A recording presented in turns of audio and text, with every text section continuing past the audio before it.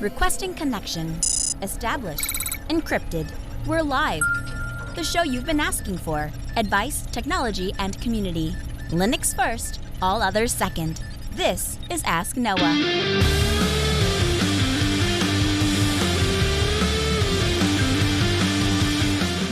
Live from Multispeed Technologies, the Ask Noah show starts right now. This is the show where we came to do all the things on Linux they said couldn't be done and take your questions on how to do the same. The phone lines are open this hour. To be a part of the program, it is a free call, 1-855-450-NOAH. It's 1-855-450-6624, or send an email to live@asknoahshow.com. My name is Noah Chalaya. I am your host. Delighted to be here with you as another episode of the Ask Noah show kicks off this hour. Joining me, my co-host, Mr. Steve Evans. Welcome in, sir. Good evening, Noah. It's been a long day today. How's yours been? So I too have had, well, I mean, I don't know. It's been a good week. Like, I feel like it's like the first full week back. It kind of felt like senioritis last week because we had a few days off towards the end of the week. And I ended up spending not an insignificant portion of my time watching holiday deals and involved in a couple different projects. But I had fun with it. You know, as a kid, I grew up and we would do, go like shop the sales on Black Friday. Mm-hmm. And I got to tell you, Steve, like sitting at home on the lappy top on my couch in my skippies, browsing through sales online as opposed to going out at, 9 above and driving around. It's way better. Way better. I'm not sure. There was something to the excitement of being out in the store, and especially because it was something that you really wanted. That's the other thing, right? Nowadays, it's like Black Friday month or Black November or like Black Friday it's the 7 days of Black Friday or whatever. And I don't know. I have found that since everybody moved to largely online stuff, the Black Friday stuff is largely underwhelming. You might get one or two things that maybe were kind of interesting, but my wife and I have been watching the last 5 years or so, and it's like you actually have to be really careful because especially the online retailers raise the prices. Yeah. It's like the JCPenney's 2-day only sale. It's on sale for 2 days only, and then it'll be back in a few days. Also, by the way, if you watch the price right before the 2-day only sale, it went up so that it dropped down to the sale right back what it used to be before it went up, before it went on sale. And so what are we really doing here? Yep. Exactly. But so you didn't end up getting a Mac on Black Friday then? I did not. Here's the thing. I ended now a spoiler alert so that nobody thinks I'm crazy. These are not in my house. These are going for a project. But I bought 8 75-inch IPS TVs and I bought 3 65-inch IPS TVs, and I was able to get all of them at almost 50% off. So what was going to be an $11,000 project turned into a little over a $6,000 project. And were they smart TVs? Unfortunately. So here, it's funny you should bring this up. So back to not spending an insignificant portion of time of my weekend, I was on an email chain with a bunch of other people who were involved in this project. And we all had different requirements, right? Person in charge of the project obviously wants to keep us on budget. Then you've got some nerds that are like, well, I want this display technology. And then you had other nerds that are like, well, I think we should stay away from smart TVs, which I was very much in the camp of. Like, hey, let's not plan the obsolescence of the television. We know that the computer is going to double in power every few years. We know that in 6 to 8 years, it's going to be quote unquote underpowered. So we know we're going to have to tear the TV off the wall and throw it away if we buy a smart TV. Let's not do it that way. Let's buy a non-smart TV and plug it in. But here's the dirty little secret. Non-smart TVs actually cost more money than smart TVs because at the lower end of the spectrum, when you get below that, I would say about a $500 price point, it's so cheap to add the smarts into the TV that the manufacturer assumes, wow, it's a consumer thing, and they're going to like the fact that they can take it out of the big box store, plug it in, and Hulu's just going to be on there, Steve. Netflix is just going to be on there.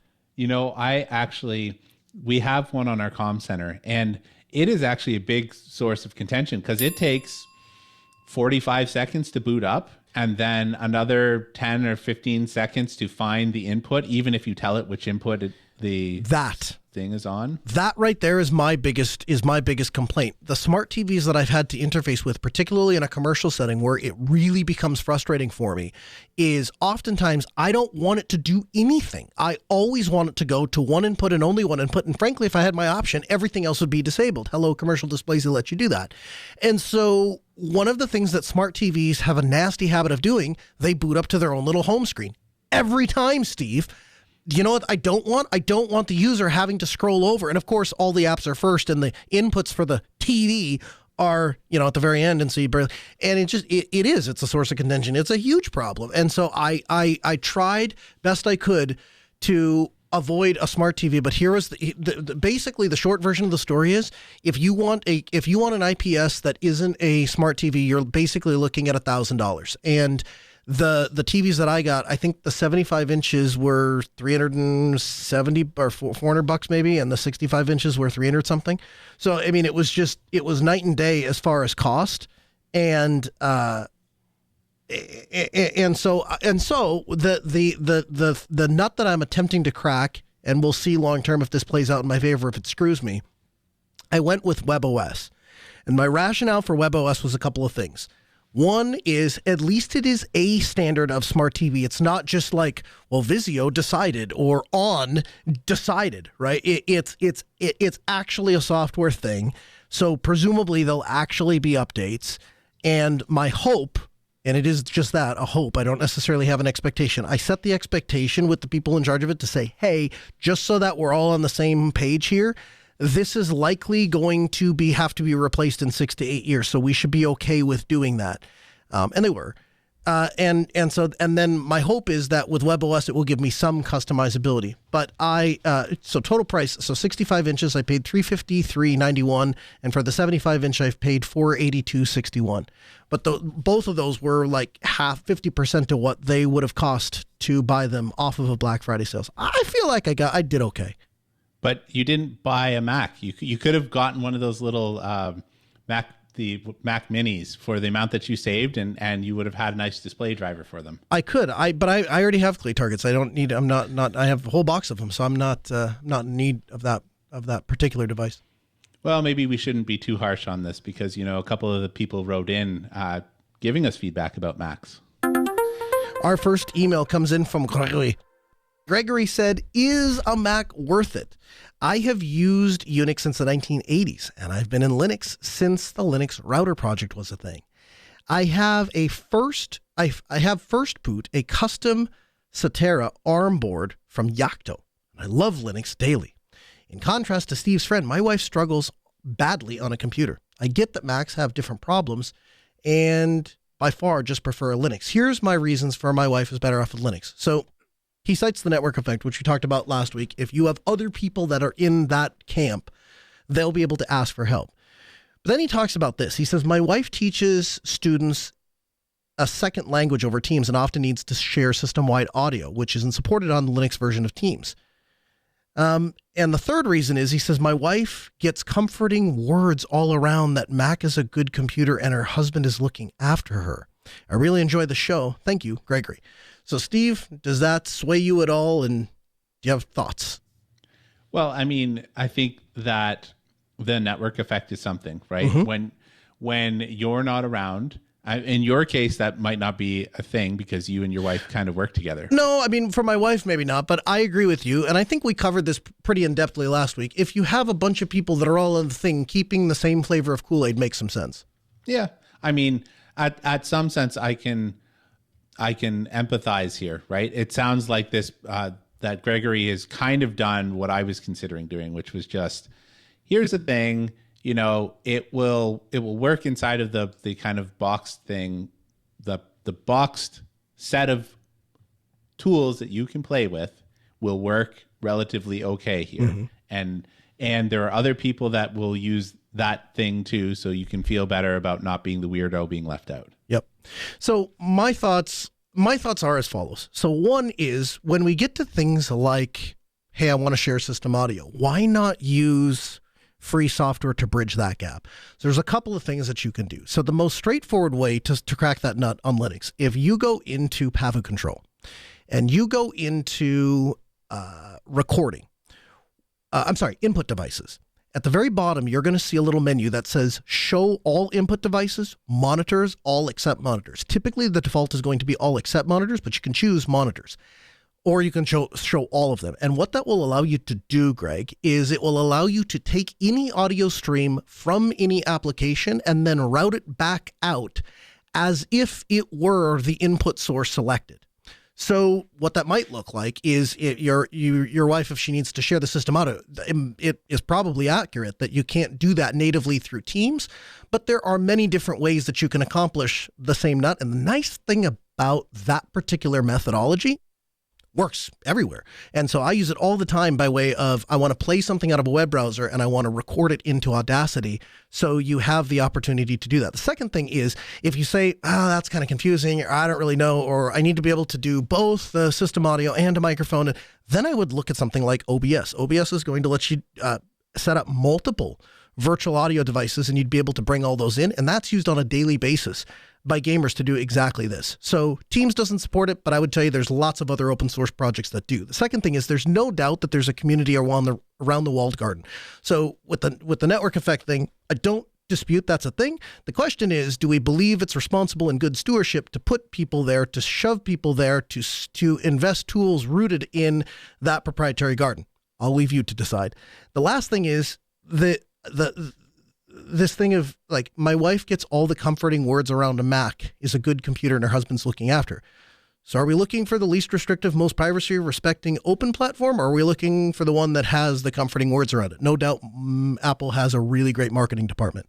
Our second email comes in from Patrick. Patrick says, "Hi guys, I listened to your conversation with interest. I use Linux and Mac for what I need. I agree that using a Mac is kicking the can down the road, but it depends on what you need. I agree with you, Steve, that the person you're talking about has stuff he wants to do, and I think pragmatically, a Mac Mini M4, he'll be good with that. Now, you guys are the experts with home lab and IT stuff. I'm a self-taught person in the area, and I had to learn on the job for my office. I don't have the time to mess around. Unfortunately, so the iMac handles serving videos off of Jellyfin and the desktop stuff, including some games too. I run Linux Mint, Education Edition. It just does one thing and it works great, so I'm more pragmatic on that. I enjoy the show. I've listened to you guys for years because you're more pragmatic about things. And while it's still above me, I learn something all the time. I just use my computer to get work done at the office, church, and some home stuff. Take care and have a great holiday season." Patrick. Steve, did Patrick sway you at all? Well, so I think that Patrick and I are of the same pragmatic approach in some regard. And I think, am I swayed? At the end of the day, my thought was buying an additional piece of hardware might be good, but it also might be fine that if I can convince this person they have Windows 10's licenses that are kicking around, it might be fine to just virtualize it and be like, you know what? Software is fine. You have a license. And I kind of mentioned this briefly to them. Like, if you just don't surf around on the internet, it should just continue to work. I mean, all those Windows 7 kiosks and point of sales and all that sort of stuff, they're still out there. So here's the other wisdom in that approach. It allows you to start treating a Windows appliance like a Linux application. So you can put it inside of Virt Manager or VirtualBox or whatever you like. Now you've got snapshots, you've got imaging, you've got all manner of things that makes managing Windows so much less aggressive. And my argument for that, or my example of that is, and this goes back at this point 10 years now, at Altispeed, we started doing that really early on, where we would take, you had what we called special snowflakes, and they had a special snowflake thing, and it had all manner of different customizability and software. And you want to find some people that are super opinionated about how their computer works. Go take an Outlook user. And I'm telling you that the amount of detail and configuration that goes into Microsoft Outlook is unreal. And so once you get all that set up, it's a real pain to go back and ever do it again. And so the thing that we struggled with early on was, you're managing that on physical hardware, it sucks, because you get a blue screen or you get something and you got to rebuild that whole thing from scratch. And you can have the most detailed run book in the world, and I promise you, something is not going to be exactly right, or something's, it is. It's a bear, and it's terrible. What changed all of that for us was when virtualization came into our lives. Because once virtualization came into our lives and we were able to make a golden image, okay, you want it like this? All right. And then over time, we tweak it. Anytime we make a change to the user system, we're also making a change to the golden image. And in that way, when they hire a new person, when the thing blue screens, whatever, all of the important data is on a NAS somewhere. And so it's just remote network shares. And then you're just taking the golden image and saying, here, start over. And now you got a fresh starting point. So if you can go that route, it doesn't require buying any new hardware. It's frankly upgradable for life because you'll always be able to virtualize Windows. And if you already have the licenses, it doesn't cost you any money to go that route. Yeah. Yep.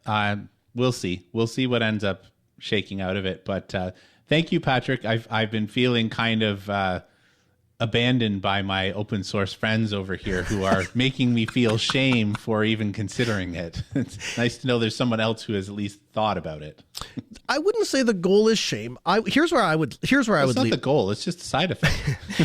I think where I would try to leave it is the following, is that there's an entire marketing division dedicated towards Apple, right? And so it's a very well-trodden, tried and true welcoming garden if you decide you want to exist in there. I don't think that needs any love or support from us. I think the real challenge we are up against, and really one of the things I set out to do since episode 1 of the show and try and carry it through, is how do we make the FOSS path an easier road to hoe so that people like your friend Steve aren't having to fight as hard to get to where they need to be? How do we make it so that when they plug in that scanner, it either just works or there's a known process that they can go about to get their scanner to work? How do we make it such that when somebody needs help with some esoteric device that we don't have the software, we don't have the hardware because it's expensive, how do we make that process easier so that somebody can work on it or somebody can fix it? How do we share the knowledge so that when you want to run a piece of music software that, hey, here's the way that I did that, or here's how I got my guitar to work? How do we make it so that when the Gregories of the world say, hey, I need some way to share system audio, that's built into Pavo Control. Did you know that thing exists? Or there's a separate set of software that you can use to switch audio sources or mix them together if you want different levels, that sort of thing. How do we make that knowledge shareable and explorable and out there, and so that when somebody goes to pick up a tool, that becomes the easier road to hoe? And I don't necessarily know what the answer to that is.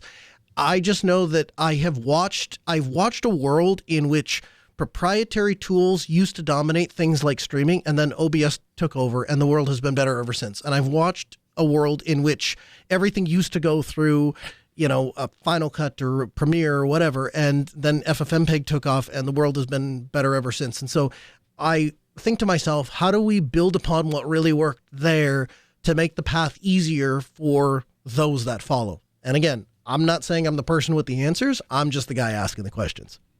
Well, I don't know. I think that statement goes against the whole ethos of the show.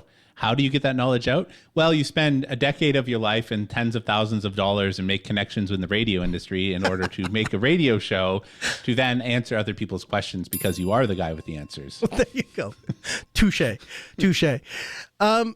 Dominic writes in and says, Dear Noah and Steve, I followed your recent discussion about technology and what happens when somebody passes away. Thanks for bringing such an important and thoughtful topic to the conversation. From my perspective, in those difficult moments, families usually prioritize reducing stress and burden far more than keeping gadgets running. So I feel it's wise to focus on making sure that our technological legacy doesn't become an added complication for loved ones. Here are a few practical ideas I found useful to consider. 1, design your home so that it remains functional even if the complex systems like Home Assistant or pfSense go offline. 2, keep important data easily accessible, like using a portable disk connected to your server that replicates essential data. For me, that's my password manager, critical documents, and memories such as a photo of our children, but not the movie collection. 3, for critical services, have a clear migration plan, ideally someone trusted to carry it out. For example, moving self-hosted email to a trusted provider, e.g. mailbox.org, for better continuity. I hope these thoughts add some helpful perspective to your ongoing discussion. Thanks again for the insightful work that you do in this show. It's much appreciated. BR, Dominic. So, couple things. I think thing one is I struggle with this concept of with, if complex things like Home Assistant or pfSense go offline. I really do. And here's why I struggle with it. Because on one hand, I completely understand what Dominic is saying, because, my wife is very much a person that says, I really want it to just regress to dumb mode and just turn all the gadgets off. And so on that level, I can relate to Dominic. The part that I struggle with is that there are absolutely some of the technological things that we've incorporated into our home and into our lives that they're not just gadgets. They're not just toys. They're literally how we get to those memories. And so I don't know what to do with that. So to a degree, I don't know that it would be practical for us to replicate all of our photos and movies. And when I say movies, I'm not talking about Paramount Picture feature films. I'm talking about home movies, video collections, those sorts of things. But being the nerd that I am, when my kids do a concert, I absolutely break out the best camera I have, and it absolutely gets recorded in uncompressed video. And so 1 hour of footage is 24 gigs. And so you multiply that across every concert, every performance, every practice, and it's a lot. There's a lot of data there. And so I don't know that, in fact, I shouldn't say I don't know. I do know that would not all fit onto a portable hard drive. And so there's some level of, I need to teach my wife how to do those things. Now, thankfully, she is willing to a degree to learn some things, and we're very clear on the demarcation point of these are the things that can fall over and these are the things that will come running. Now, Steve finds himself on the on the opposite end of that spectrum, because when he asked his wife, hey, which one of these are essential and which one of these can you live without? She said, all of them. All of them.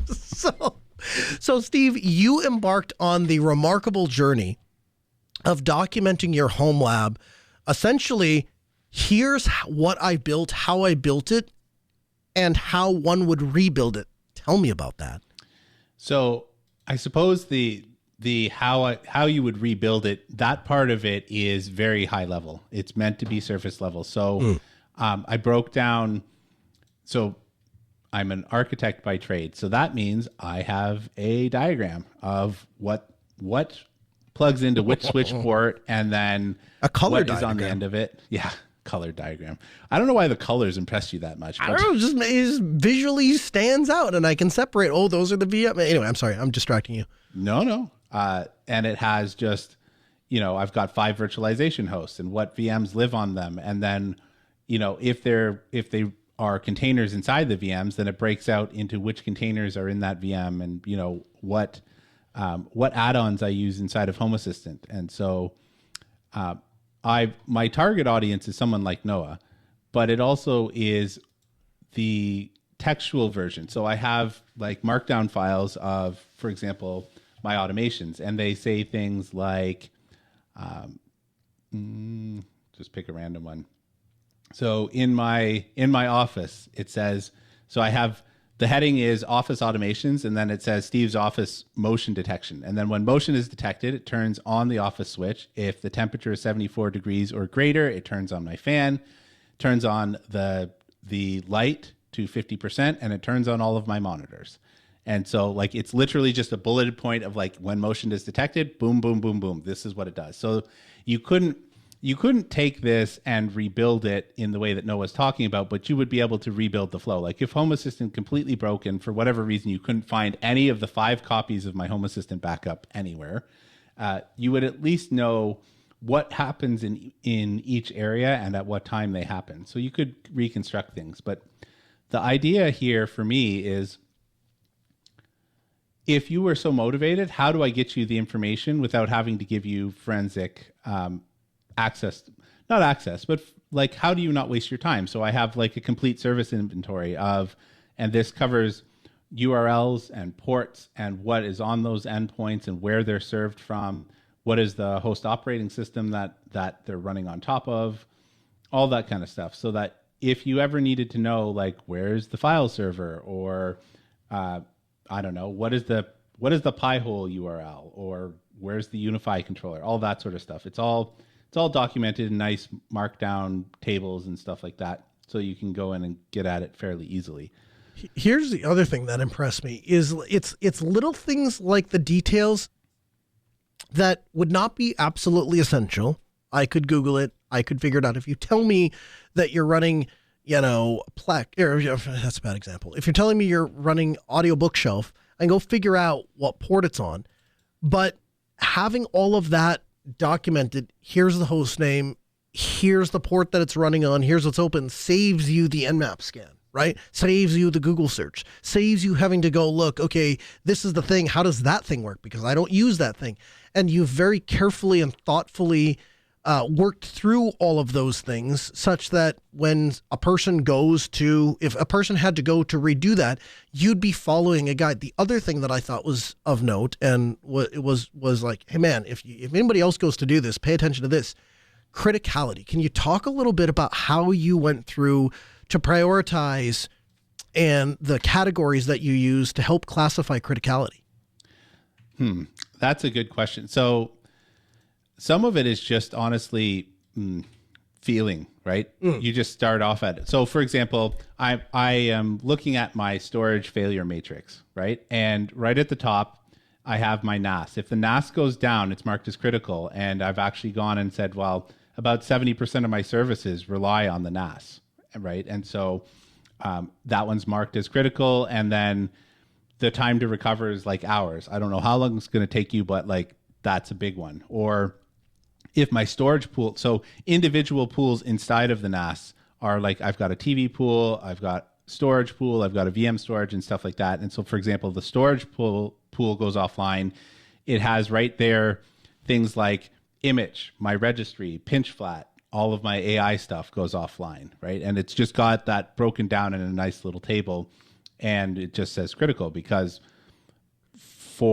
as we've talked about, maybe pinch flat itself is not critical, but because it's tied to the storage pool, there's so much that is on that particular pool that is very important. Or if the VM storage goes offline, that's got Confluence and Nextcloud and a bunch of databases, and that's high, right? And so when you're talking about how do I recover from this, or what do I do with, how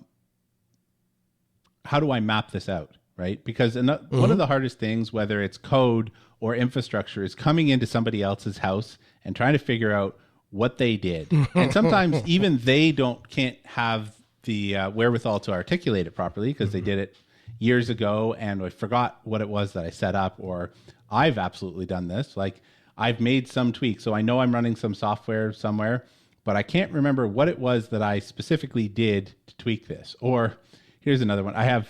I'm running AirSats TV for, I have one for Christmas and I've got one for just like my bedtime stuff and one for Looney Tunes. I have different instances of that for different reasons and I can never remember which one is on which, right? So if the Christmas one goes off, which one, which one was that? You know, that sort of thing. So I try to rank order them in those sorts of, with that in mind. Like if you were troubleshooting this, you try to work from the wall out. Is it plugged in? Okay.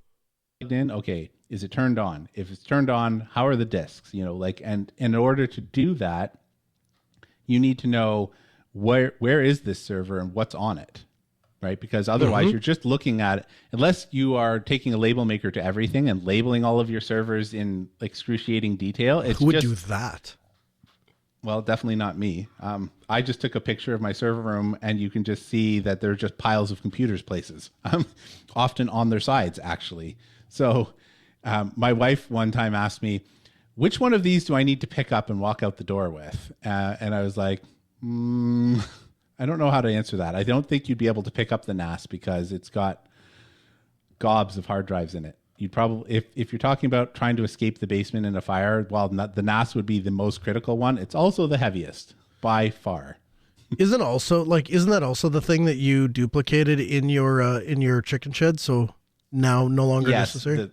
The critical stuff, yes, but sure, you don't, if you can save the NAS, because I only replicate the absolute critical stuff out to the chicken coop anyways. Right? Because I don't have the budget to duplicate all of that hard drive space. So we're talking about, like, I have substantial amount of hard drive. I've got like 140 terabytes of hard drive space. And so, I wasn't going to build a perfect backup solution for that. Just the essentials. The essentials go out there, and so if you can grab it, grab it. Have I told you? I can't remember if I've talked about this on the air or not, but I put my backup NAS right by our front door in the hopes that if anything bad ever happens on the way out the door, and it's a small little jobby, it's a little HP Mini ProLiant thing. So my thought was, well, if something really bad happens, we could do that. And I do offsite backups too, once a month. So if it doesn't get grabbed, it's not the end of the world. But that's been kind of my plan. You know, I lack a chicken coop.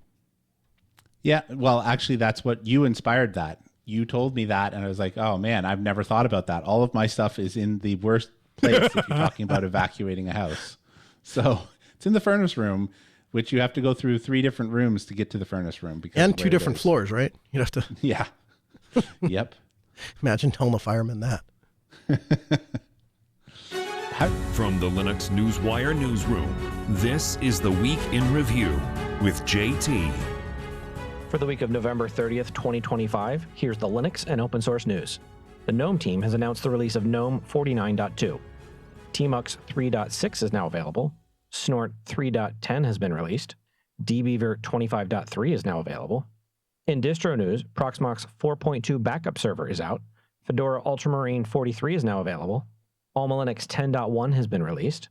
And Rocky Linux 10.1 has also been released. Chaos 2025.11 is now out. NixOS has announced the availability of NixOS 25.11. Armbian 25.11 has been released. Solus 4.8 is out. 4M Linux 50 is now available. AV Linux 25 has been released. And Partis 25 is also out. And the Linux kernel has released version 6.18. In open source AI news, Black Forest Labs has released Flux 2. Tongyi Mai has released a new open source text-to-image model named Z-Image Turbo. DeepSeek has released 2 versions of their new version 3.2 model, and SUSE has launched a Linux MCP server to help IT admins.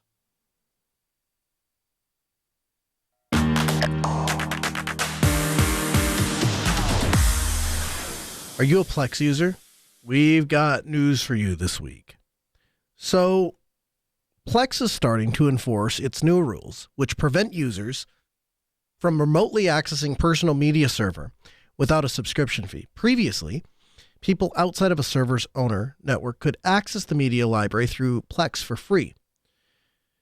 Under the new rules announced in March, a server owner needs to have a Plex Pass subscription, which starts at $7 per month to grant users remote access to their server. Alternatively, somebody can remotely access another person's server by buying their own Plex Pass or by using Remote Watch Pass, which is a subscription fee with fewer restrictions than Plex Pass.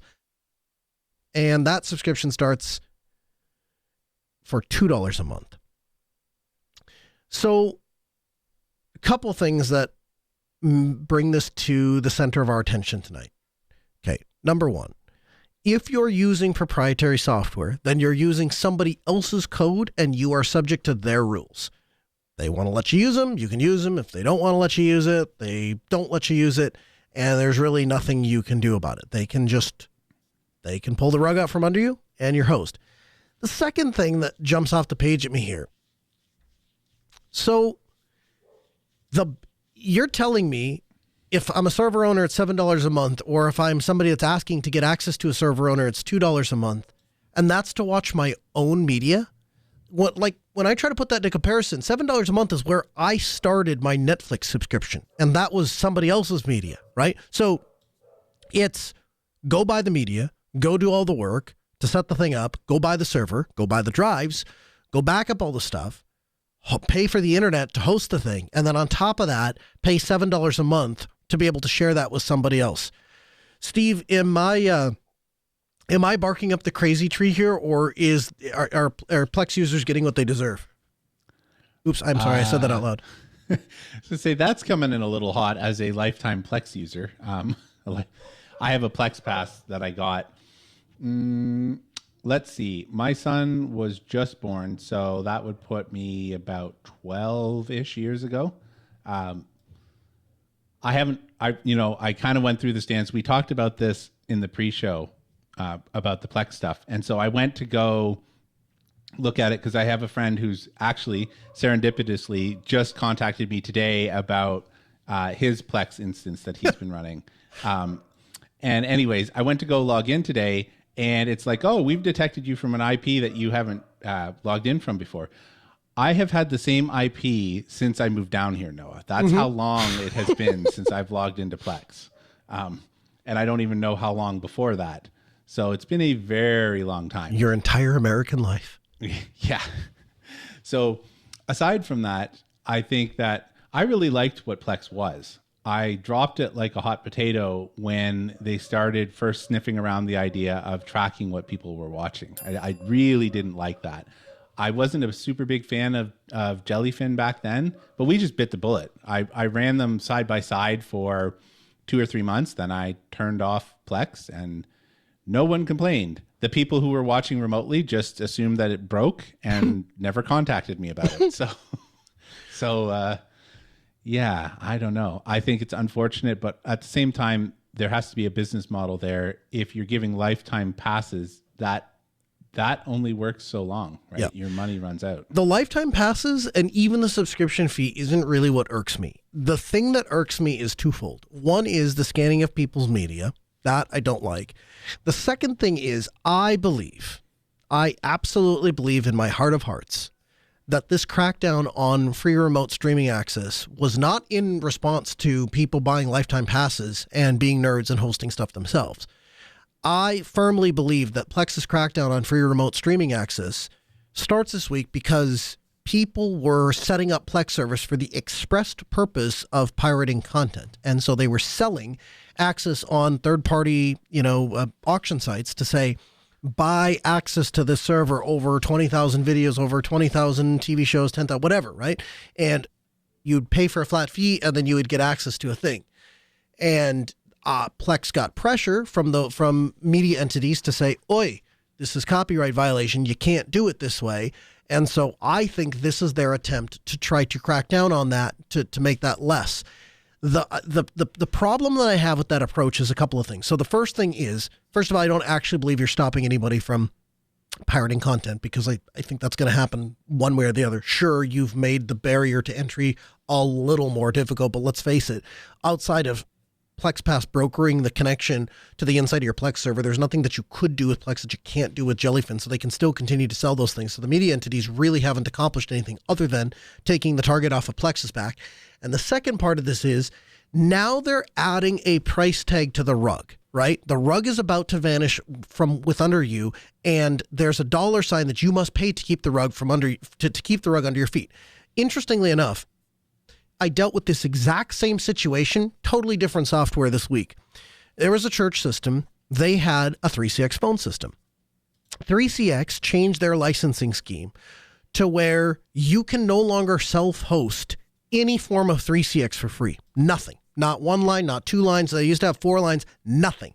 You can't host it at all. If you want, you either pay them $300 some a year for licensing so you can get 4 lines. And when I say 4 lines, I don't mean the ability to call out. I mean, even if you want to call extension to extension type of a thing, you need their 4 simultaneous license or whatever at $300+ a year.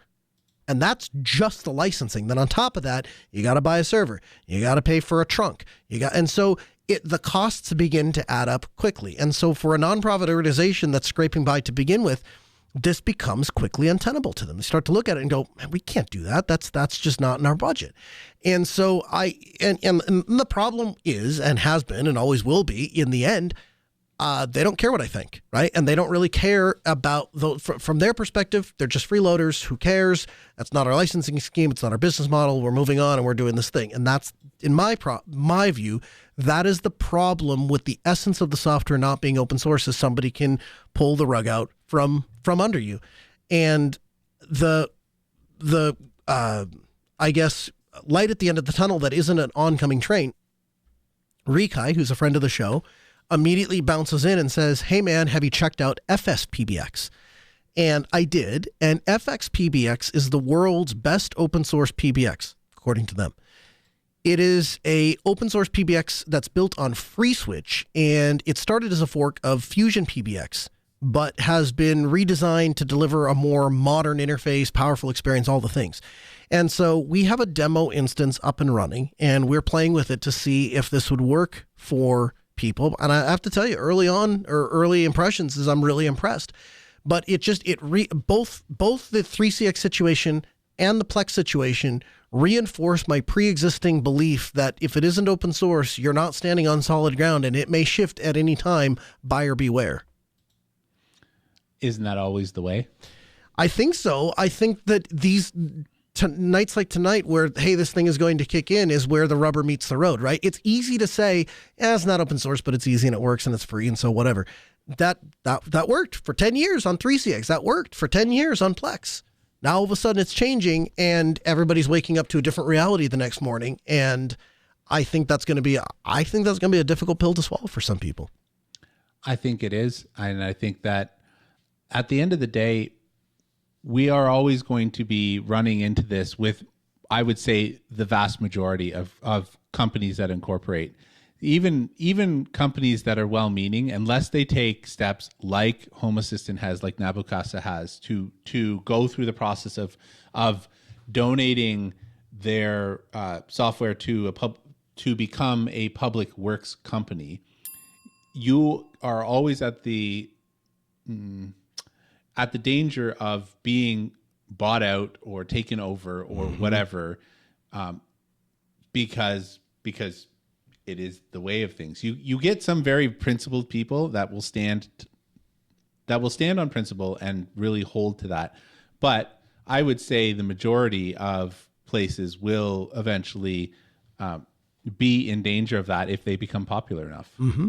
Yeah, 100%. So anyway, now more than ever is a time to check out Jellyfin. And I understand that there is a fairly recent refresh of Jellyfin. They've addressed some of the database things on the back end. And so the water has never been warmer to come into the Jellyfin pool. Highly recommend you at least check it out. This next thing is something that both Steve and I were just fanboying over before the show. Nearly 4 years after the Steam Deck changed the world of portable gaming, Valve is getting ready to release a SteamOS-powered hardware designed for the living room, or even as a standalone desktop PC. It's simply named the Steam Machine and the Steam Controller. Both are planned to ship early 2026 and are optimized for gaming on Steam and designed for players to get even more out of their Steam library, Valve said. So, Steve, when you heard about this, what was your reaction?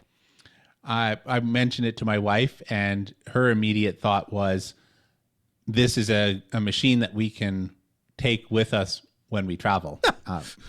Coming from a woman who has a Steam Deck. Yeah. Yep. I have a Steam Deck. My youngest son has a Steam Deck, and my wife has a Steam Deck. My oldest son opted not to buy his own. So 3 of us have Steam Decks, and we still are going to end up getting a Steam machine. I couldn't have been more happy when this came out. I was shocked when I first got my hands on a Steam Deck. It was actually for one of my kids, and the amount of times that we've tried to run a game on it and it has just worked is absolutely, it just works. It's just awesome. And so when Valve made this announcement and I saw it and I thought to myself, man, if there was something I would spend money on to put in my living room, this would be it, buddy. This would be it, because it has the advantages of console gaming by way of multiple people sharing a piece of hardware. Steve, when I say that, does that resonate with you all? Do you know what I'm talking about? And can you help me explain the benefits of a shared experience around a central piece of hardware as opposed to we all have our own? I mean, if anybody has gotten together for a LAN party where it's ruckus and stuff like that, that gets back to it. But if you went even further back, when you used to go over to your friend's house because only one person in the neighborhood used to be able to afford a Sega or an NES or any of those sorts of things, or even today where they're kind of prolific, playing in front of the big screen and playing a party game or taking turns, like having that old style where one person plays, then the other person plays, or even cooperatively, it leads to just a shared bonding experience. You're there together on the couch, you're chatting, you're usually laughing. As if you're my wife, she's being evil and trying to kill somebody while laughing maniacally about it. it just generally brings up really good memories.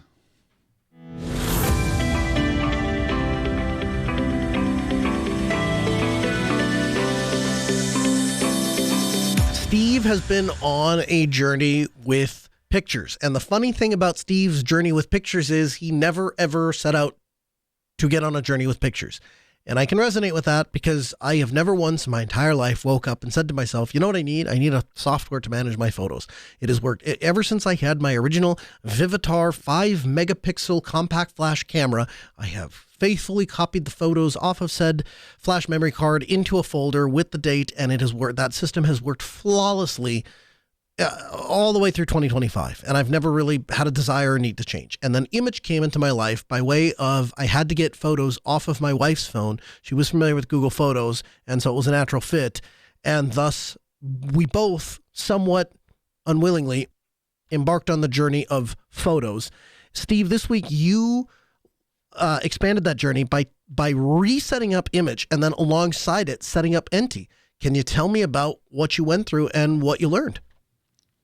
So, man, where do you start with something like this?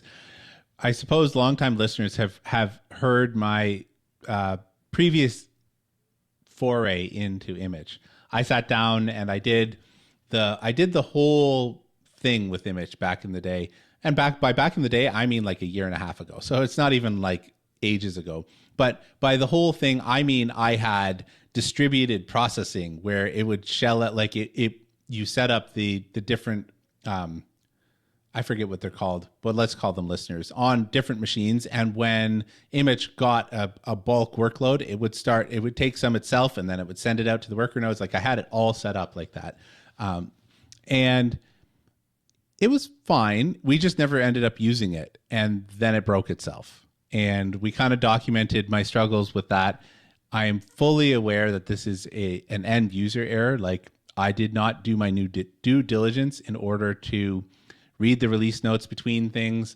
And in between one of the upgrades, it broke the database and I wasn't taking database backups or anything like that. I was just treating it like, I think, you mentioned Picasa back in the day when in the pre-show, there's been a couple of other desktop photo management apps. And I used to have, like I played around with one or two of them as well. And I was just treating it like that. Like, oh, it's just a thing that reads files off my hard drive. It'll be fine, right? Well, no, it's a little more complex than that. Anyways, it broke and I labored on the show and off air with Noah of like, should I fix this? Like I put a bunch of time into trying to fix it. And then at the end of the day, I said, I'm not going to, well, actually Noah's like, well, why are you going to fix it if nobody uses it? I'm like, oh, that's a good point. And so I left it that way. And for months, no one noticed until they did. And so that led me down this burned by Immich, or more specifically, burned by the way that I set Immich up. I want to be clear. I'm not placing blame on the product as much as like I was holding it wrong. And that gave me a bad taste in my mouth for this. So I went and I had mentioned Enty to Noah off and on previously as something that I found it interesting. I'm using their one-time password 2FA product. It's not even a product, whatever. It's like the Google Authenticator kind of replacement type of thing. So I'm already using that. And I went down the path of like, well, what's it take to set this up locally? So I went and set it up. And honestly, I really enjoyed the experience. And I was trying to reconcile in my brain what the difference between the two were. And so I guess that's really where I started. So what were your impressions of Enty when you first got into it? So aside from the fact that I was a dummy and couldn't figure out how to set up the reverse proxy properly, which was completely my own thing, right? You can run this without a reverse proxy in your home and it works out of the box like they say. But I was like, nah, I've got my own SSL cert. Anyways, putting that aside, and I blundered my way through that. I really liked Enty. I found that I liked having a desktop client, which I thought was weird because I like doing everything in a web browser, but I really liked the desktop client. I found that it was smooth. It's fast. It is definitely faster than Immich in terms of drawing the pictures on the screen. Like I did a screen share with Noah, and I did a side-by-side comparison, and you almost can't see Enty drawing the thumbnails, where you absolutely can see this on Immich. And just for the reference, Immich is now sitting on a AMD EPYC server with 256 gigs of RAM at its disposal and a 5070 Ti. So I threw hardware at it. And anyways, back to Enty. I found that the interface was nice and clean. It was simple. It was easy to navigate. I found that everything was exactly where I expected it to be. I showed my wife, no problem kind of navigating around it. And honestly, it organized things the way I thought should be organized. And I guess it just jived with the way that my brain was already wired. So would you say that it is a simpler, more condensed interface? Not, and when I say simple, I don't mean lacking of features, but just less noise? Is that yeah? So struggling to find my words. What I said to you when I was introducing it was like Immich is like the nerd thing. So the really good example of that is when you click on share a folder or share a photo, it pops up as like, it gives you all of these options. It's like external URL and like here's some permissions and a whole bunch of other stuff right in there before you can even just generate a link and send it on, right? And inside of Enty, it's a little button that says share, and it generated a link, and I sent the link to my wife, who does not have the login credentials, and she opened it up, and it worked on her phone, right? And so that's just Immich had all of the nerd dials that were right there. Not only that, I found that there are options in Immich that the documentation says exist, but I couldn't find them. And that's me, right? I couldn't find them. So for example, it's supposed to have a way for you to have a shared image like folder or whatever. And the documentation basically said something like, you can share all pictures of babies with cats in them with your partner. Like that was, it was some absurd example like that. And it's based on rules. And I couldn't find that. I poked around and it was like, I couldn't find this. Conversely, it was like, right click on the album in Enty and click share and you're done, right? And so I found that if you know what you're doing, Immich is the nerd tool, right? And normally I gravitate towards that. I want all the power knobs. I don't want that hidden. But I found the simplicity of Enty very appealing because I don't care. I just want to look at my pictures. Talk to me about the encryption, because I think the privacy encryption features of Enty are really going to appeal to a certain sect of this audience. Yeah, so this is the biggest distinguisher between Enty and Immich, and the reason is, and we'll get to the reason why it has like a big waterfall effect on this choice. So Enty is end-to-end encrypted as well as client-side encrypted, meaning the server can't see anything. Everything is stored in an object store, but those objects are also encrypted, as is the metadata, right? So the metadata of like when you tag people in pictures or when it does the ML scanning or all that sort of stuff, it's completely hidden to the server. And that is a really positive thing, especially when you're really interested in privacy. Where this kind of falls down in the usability aspect, you don't have to do anything. It's all transparent to you. But what is not transparent to you is how much time it takes to process files, right? So I loaded 23,976 photos into both Immich and into Enty. Because Enty is client-side encrypted, that means your client has to do all that ML processing. It also means that the web, like while you can use the web interface for the self-hosted Immich, it doesn't have access to things like the metadata, which is encrypted. And so what that means is I went to like look at, so I'm playing on my phone as well as on the desktop, and I go to the phone and I look at the phone and it's like, your phone cannot index these things because, and it's like, it has to have the right battery level. It has to, there are all these conditions because they know that it's going to drain the battery. The end result was my desktop had to chug away at this for a day and a half at least, because it's not using the GPU either. It's just using the CPU. So it wasn't designed for someone to load in 30,000 pictures at a single go and then just chew through them. It definitely wasn't designed to handle that.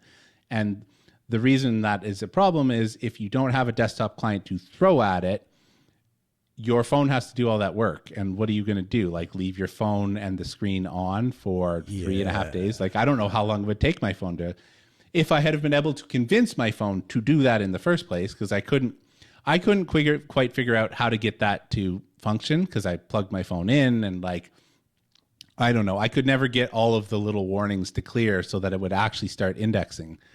But if all you've got is a server and a phone, or more precisely, you can't process the files. Like if I gave my wife a different user, I could not process her photos for her because her photos are encrypted with her key and I can't do that. And so she doesn't sit down at the computer. She uses her phone for that sort of stuff, which means she just wouldn't be able to do the magic search.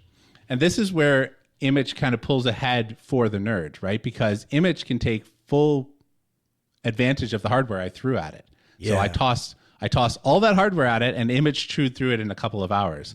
Now, one of the interesting kind of like asides here was Enty was significantly faster ingesting the files. I don't know why that is. And searching and usability and pulling up, all of that, it was just a more responsive platform. It really was. And that was kind of surprising to me. And I did it live for Noah, right? We did a side-by-side, ran the exact same searches. And Enty was like, once it had chewed through, and that was the big thing. Once it had chewed through, it was faster, just hands down faster. Speaking of the demo that you gave me in person, talk about the native app, because this is a thing I think in general, like it's a weird double-edged sword, right, Steve? Like we started with, hey, web-based is awesome because it means we'll get access to it on Linux, and then we all moved towards progressive web apps, and then we were all thankful of it. And then all of a sudden we woke up one day and it's like, why do I need 176 gigs of RAM to run 3 programs? Oh, right, because they're all Electron based. Talk about a native app for Enty. So the native app is responsive, it is quick, it's well designed. It has, light and dark themes built into the app. So it doesn't, I'm using the app image. They have debs and RPNs available as well, but I'm using the app image just because I just SSH that, like SCP that app image around where I need it. There's a couple of things I really like about the desktop, the native app. So one of the things you can do is you can point it at a folder locally and sync it. And so for people like Noah and I that have just gotten used to just managing folders on our desktop, you can just point it at that folder just like you would, a Spider Oak or a Sync Thing or anything else, and it will grab those photos and index them. And I love that. The other thing that I really like, and I didn't know this until I got twiddling around in the app, because it's encrypted, you have to take a lot of extra care if you want to back it up, because it's not just backing up the storage, then you also have to back up the encryption keys and blah, blah, blah, right? Well, they thought about this, and in the desktop app, there is a little toggle that says export my data, and what it will do is you can point it at a directory, and then it will just constantly sync your data down and unencrypt it, right? And what I particularly like about this, and this brought me to a little bit of irritation with Immich, was I organized all of my photos in libraries, and I took great pains to do that, right? I put them where I thought they should be and all the rest of that sort of stuff. When you turn on that sync, like to pull them down to your local computer. So in my case, I actually have the desktop app running on my NAS so that it is actually dumping into a Z pool in order for replication and all the rest of that. And it then, it just pulls the pictures down as they were in the album. So it creates folders for the album, and then it pulls the pictures down. And everything is exactly where you organize them. And I love that. Conversely, how I set up, so I took all of the defaults from Immich, with the exception of turning on the ML with the 5070. So I took those folders, I created albums in Immich, and then I took those folders and I just dumped them in, I dragged them in the UI onto the into the album, so that, album Disney is now Album Disney and Immich, right? And that happened. What it did on the back end was it resorted my photos based on dates that it thought was there. And that was somewhat of a problem because if there are metadata that is missing, it's not even reading the file name. And I was kind of irritated about that because if I was designing a fallback and I didn't write this app, I have tremendous respect for the complexity here. But as an architect, the way that I would fall back would be if I don't have the metadata, read the file name, right? Because lots and lots of cameras take the date and stick it in the file name, but it doesn't do that. And what that meant was like in my 2025 folder, I had folders from 2013 and I had files from 2009. And like it was just all over the place. And I didn't understand what was happening because part of the confusion was caused by me. I create albums with the years because that's just the way my brain works. So when I went into the 2025 album, or I thought was an album, I'm like, why are these pictures here? And I go to the web UI, they're not there. They're in the proper album. But in the Immich's consumption onto the disk organizes them by the date that it thinks the picture is instead of the date that is in the file name, for example.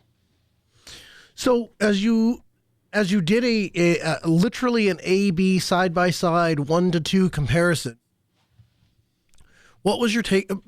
Actually, before I ask you that, the interesting thing about the Images for Nerds thing, the backstory behind Immich is it was literally a software developer who his wife for years he had been asking her, I'm a software developer. What can I write for you? Nothing. I don't need any software. What can I write for you? I don't need any software. And finally one day she goes, Google Drive is filled up and I need Google Photos and it won't let me sync any more photos unless it reduces the quality. I want all the quality of my photos, duplicate Google Photos. And he recalls the story as being like, really? All the things you could ask me to do and you pick Google Photos, one of the most, robust photo management things on the planet, funded by a multi-gajillion dollar company. That's the thing you want me to do as a spare time project. Are you kidding me? And launches Immich, right? And it gained traction largely among people that had experience with Google Photos that wanted to replicate that experience. So the part that I think is interesting is that we see it as a tool primarily for nerds, and yet at the same time, it was a tool that came into existence primarily because a nerd was aimed to make it anyway for his non-nerd wife. Well, I guess that makes sense, right? And the other thing is, like I said, normally I want those things myself. Mm-hmm. So, I mean, I don't knock it for that. It's just in this one case, and this is one of the rare cases, I looked at him like, I just want to look at my pictures, man. I want a share link. I don't want to think about all that. Like, give me a share link. That's it. That's all I want to do. So on the other side of it, hindsight being 2020, you've stood up Immich twice. You went back and forth. You've tried all the things. You've done an A/B comparison. What do you think? Is it a function of, hey, one is too complicated and the other is very straightforward and fits the need better, or is it, man, I'm sorry, I keep dragging on, but one last thing. Can you talk about push notifications to iOS? Because this is a struggle no matter what you're using. Yeah. So I went down the rabbit hole of figuring out, or reading. I should say reading. I did not figure out, I read. So I didn't do any reverse. You tried figuring out and that fell over quickly. So iOS does a lot of things to try and protect the phone, the battery use and all that sort of stuff. And one of the things that it does actually does a couple of things. So most people are aware that it tracks the last time that you used the application, and maybe it prompts you after 8 months to say like, hey, uninstall this or whatever it is, right? That's kind of a normal thing. Well, the other thing it does is it actually tracks if you're actually using the application. And why is this a distinct difference? One of the things that I had done when we were trying to use Nextcloud for syncing on iOS was we set up it's not called an automation. I forget what it's called, but you can set up actions where based on triggers, it does a thing.